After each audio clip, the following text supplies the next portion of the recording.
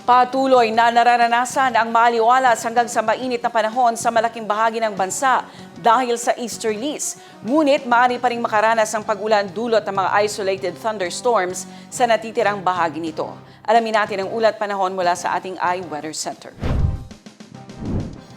Sa weather bulletin mula sa Pag-asa, makikita sa ating iWeather Center na maaliwalas hanggang sa mainit na panahon ang aasahan sa malaking bahagi ng bansa, lalo na sa tanghali. Dulot yan ng easterlies. Pero may tsansa pa rin ng mga isolated rain showers o thunderstorms sa hapon o sa gabi. Malaking posibilidad ng pag-ulan naman ang asahan sa Eastern Visayas. Samantala, walang binabantayang LPA o bagyo ang Pag-asa sa loob at labas ng Philippine Area of Responsibility.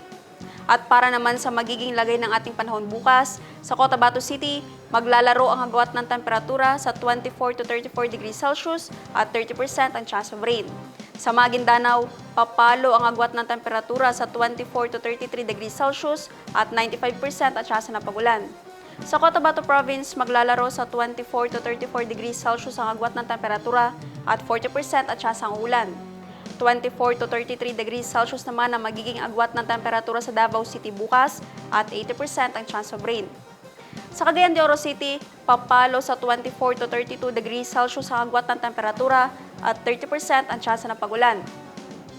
23 to 34 degrees Celsius naman ang inaasahang magiging agwat ng temperatura sa Zamboanga City bukas at 60% ang tsansa ng ulan. Ang Lanao del Norte papalo bukas sa 23 to 32 degrees Celsius ang agwat ng temperatura at 40% ang tsansa ng pag-ulan. Habang sa Lanao del Sur naman ay makakaranas ng 18 to 26 degrees Celsius ang agwat ng temperatura at 60% ang chance of rain.